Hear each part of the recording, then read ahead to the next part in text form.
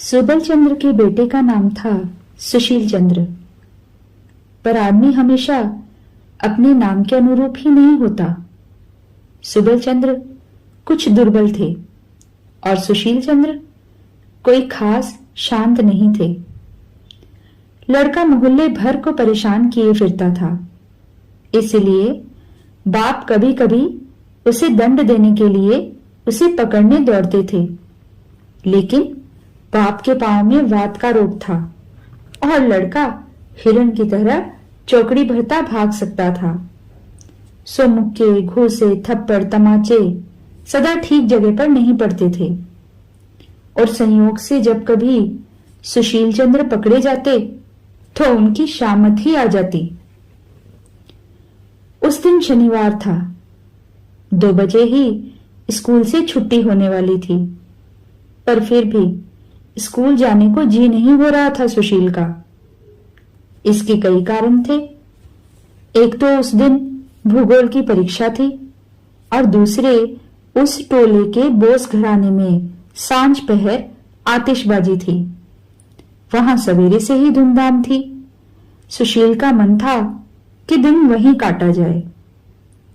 बहुत सोच सोचकर वह स्कूल जाने के समय बिस्तर पर जाकर सो गया।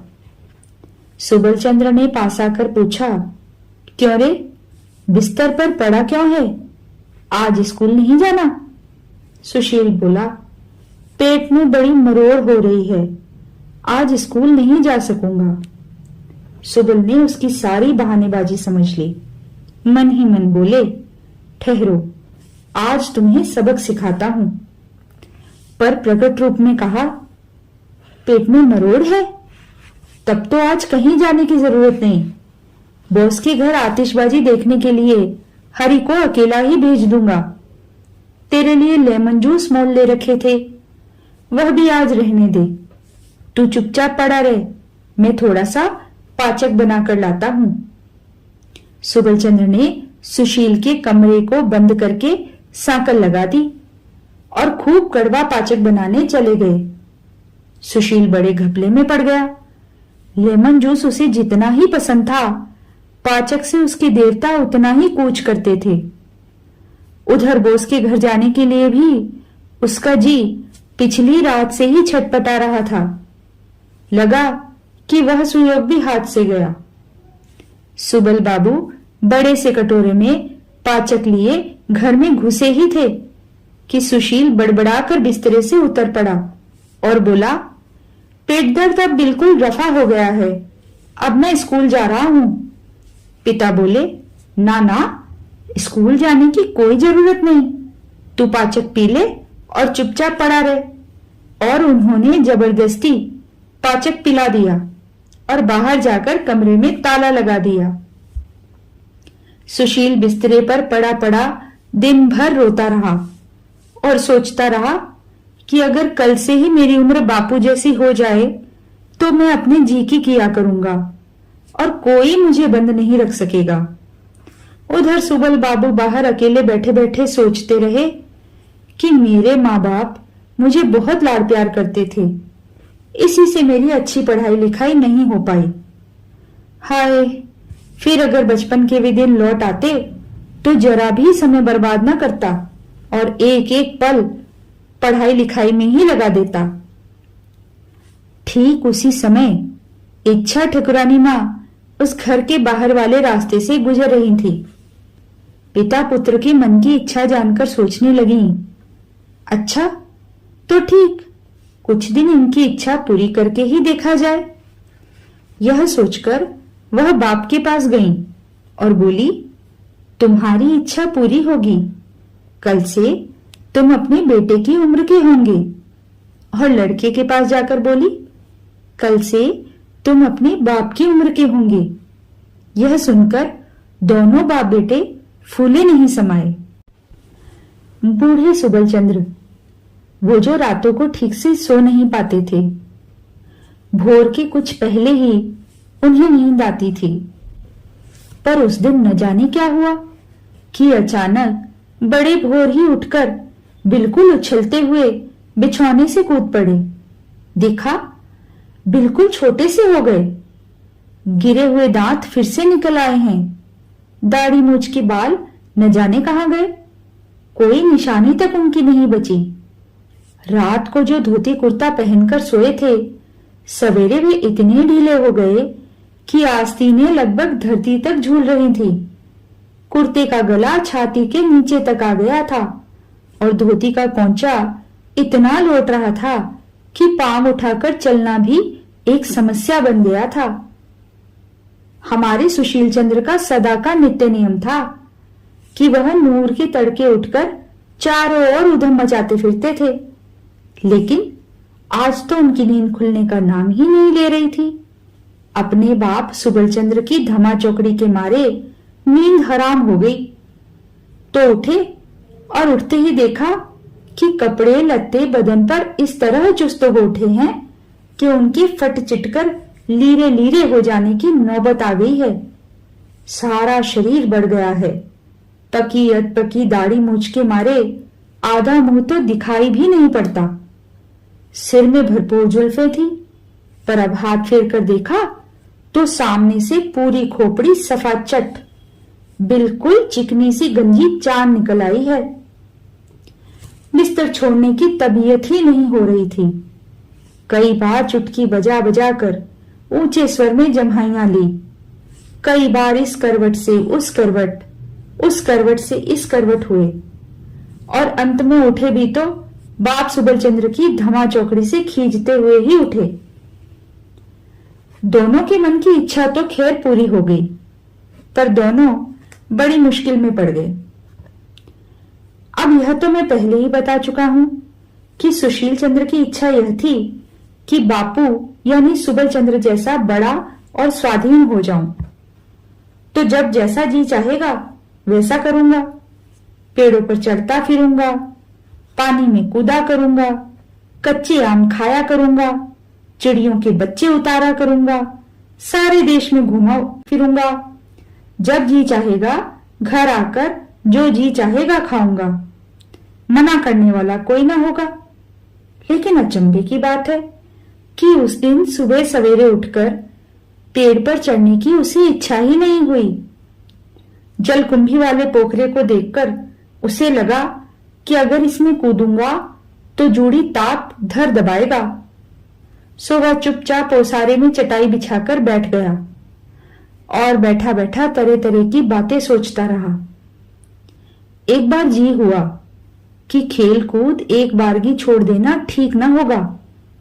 थोड़ा खेल कूद की कोशिश कर देखने में हर्ज ही क्या है।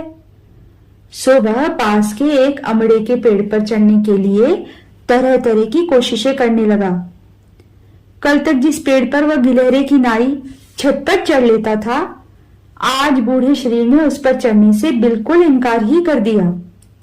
नीचे की एक नाजुक डाली पकड़कर चढ़ना चाहा तो उसके शरीर का बोझ पड़ते ही वह डाली टूट गई और बूढ़ा सुशील धम से नीचे जमीन पर आ गिरा। पास के रास्ते से गुजर रहे बटोहियों ने बूढ़े को बच्चे की तरह पेड़ पर चढ़ते और गिरते देखा तो वे हंसते हंसते लोटपोट हो गए। सुशील चंद्र लाज के मारे मुंह नीचा किए फिर उसी चटाई पर आ बैठा। नौकर से बोला, अरे ओ, बाजार से 1 रुपये का लेमन जूस लिया। लेमन जूस के लिए सुशील चंद्र की चाह बड़ी प्रबल थी। स्कूल के पास की दुकान पर वह रोज रंग बिरंगे लेमन जूस देखता था, सजा सुजू कर रखे हुए। 2-4 पैसे जो भी उसे मिलते उनसे लेमन जूस ही खरीद कर खाया करता था। सोचता था कि बापू की तरह खूब पैसे होंगे तो लेमन जूस खरीद खरीद कर जेबें भर भर कर रखूंगा और खाता रहूंगा। लेकिन आज जब नौकर ने 1 रुपए का ढेर सा लेमन जूस लाकर रख दिया तो सुशील चंद्र ने उसमें से एक उठाकर अपने दंतहीन मुंह में डालकर चूसना शुरू किया तो बूढ़े मुंह को बच्चों का लेमन जूस तनिक भी नहीं भाया। एक बार सोचा कि सारे लेमन जूस अपने बालक पिता को दे डालूं, मगर तभी ध्यान आया कि ना, कोई जरूरत नहीं। इतने लेमन जूस खाकर वह फिर बीमार हो जाएंगे। कल तक जो लड़के सुशील के साथ कबड्डी खेला करते थे। वे उसकी तलाश में आए तो बूढ़े सुशील चंद्र को देखकर अलग से ही भाग खड़े हुए। सुशील ने सोचा था कि बापू की तरह स्वाधीन हो जाने पर अपने बाल बंधुओं के साथ दिन भर डुडुडुआ करता कबड्डी खेला करूंगा। लेकिन आज राखाल, गोपाल, अक्षय, निवारण, हरीश और नंद को अपनी ओर आते देखकर उसे भीतर ही भीतर बड़ी कुढ़न हुई। वह सोचने लगा कि क्या मजे से चुपचाप बैठा था, अब ये छोकरे न जाने कहां से आ टपके धमा चौकड़ी मचाने। मैं कह चुका हूं कि बापू यानी सुबल चंद्र रोज ओसारे में चटाई डालकर बैठे बैठे यही सोचा करते थे कि बचपन में सारा समय नटखटपने में बर्बाद कर दिया था, पर अब अगर फिर से बचपन हाथ लगा तो सारे दिन शांत शिष्ट होकर दरवाजा बंद करके घर के भीतर बैठकर बस किताब लिए रहूंगा और पाठ कंठस्थ करता रहूंगा। इतना ही नहीं, सांझ पहर दादी से कहानी सुनना भी बंद कर दूंगा और दिया बालकर रात के 10-11 बजे तक पढ़ाई लिखाई ही करता रहूंगा। पर बचपन फिर से हाथ आ जाने पर सुबल चंद्र किसी सूरत से भी स्कूल मुखी होना ही नहीं चाहते। सुशील कुड़ कुड़ कर झिड़कता कि बापू स्कूल नहीं जाओगे। सुबल सिर खुजाकर मुंह लटका लेते और धीरे धीरे कहते, आज मेरे पेट में मरोड़ है, आज स्कूल नहीं जा सकूंगा। सुशील खिसियाकर कहता, जा क्यों नहीं सकोगे?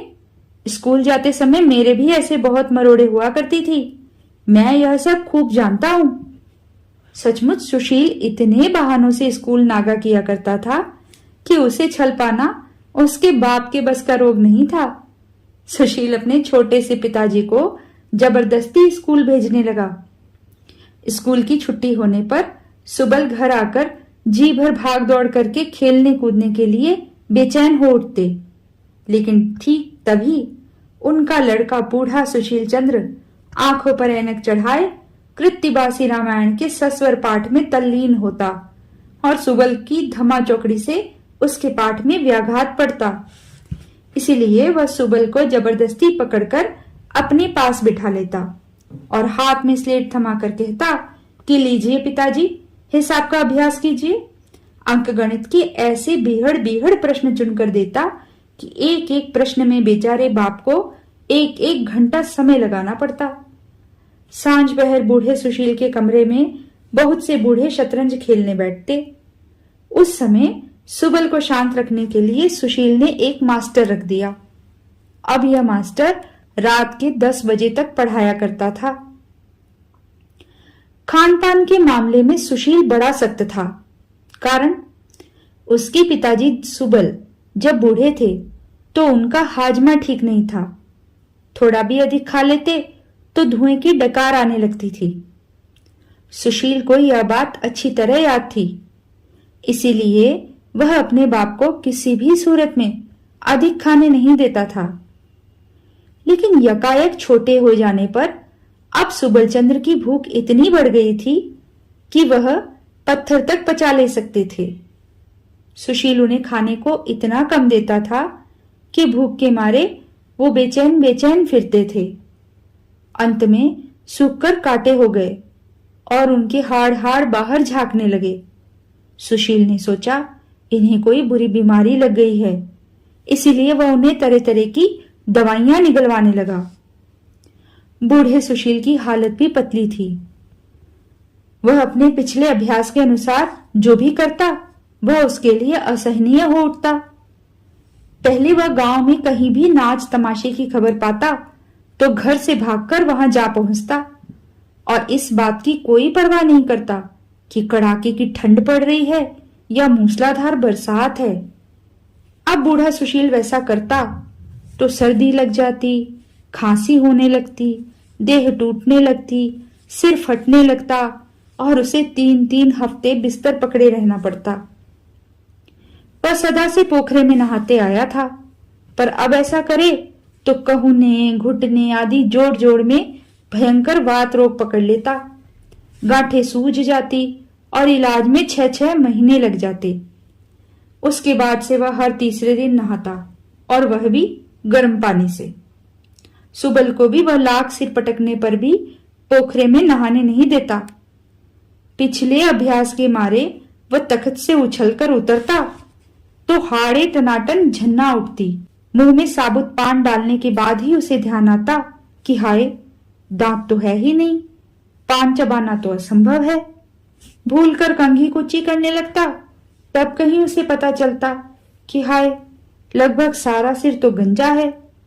कभी कभी वह अचानक भूल जाता कि अपने बाप की उम्र का बूढ़ा हो गया हूं और फिर पहले की तरह नटखटपना करने लगता।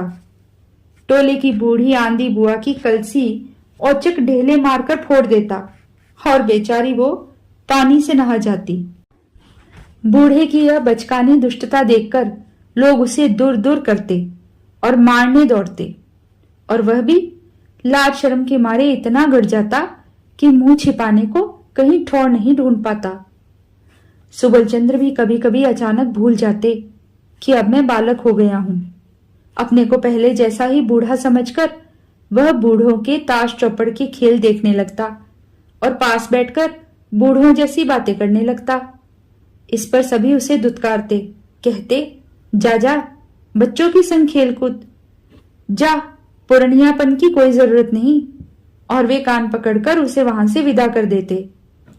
अक्सर अनचेती घड़ियों में अचानक भूलकर वह मास्टर से कह बैठता, मास्टर जरा तंबाकू तो खिलाना। इस पर मास्टर उसे बेंच के ऊपर एक टांग पर खड़ा कर देते।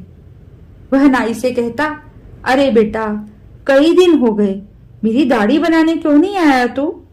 नाई सोचता लड़के ने खूब ठिठोली करनी सीख ली है। कहता, बस अभी आया, कोई 10-1 बरस में। और कभी कभी पहले अभ्यासवश वह अपने बेटे सुशील को मार भी बैठता। सुशील बहुत ही नाराज होकर कहता कि पढ़ लिखकर यही बुद्धि हो रही है तुम्हारी? बित्ते भर के लड़के होकर तुम बूढ़े आदमी पर हाथ उठाते हो, छी।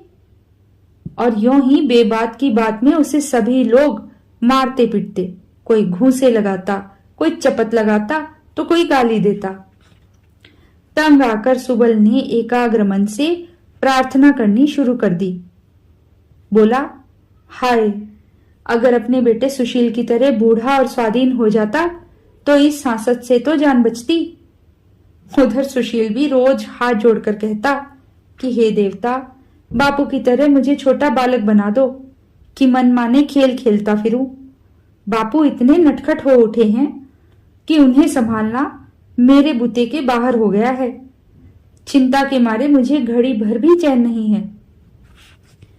तभी इच्छा ठकुरानी आई और बोली, क्यों, तुम्हारी साधे मिट गई? दोनों बाप बेटे दंडवत प्रणाम करके बोले, दुहाई ठकुरानी की, मिट गई साधे। अब तो हमें वही बना दो जो हम पहले थे। इच्छा ठकुरानी बोली, अच्छा, कल सवेरे उठने पर तुम लोग फिर वही हो जाओगे। दूसरे दिन सवेरे सुबल पहले जैसे बूढ़े होकर उठे और सुशील पहले जैसे बालक होकर। दोनों को ऐसा लगा मानो किसी सपने से जगे हों। सुबल ने गला भारी करके कहा, सुशील, व्याकरण कंठस्थ नहीं करोगे? सुशील ने सिर खुजाते हुए कहा, बापू, मेरी किताब कहीं खो गई है। कहानी इच्छापूर्ण, लेखक श्री रविंद्रनाथ टैगोर।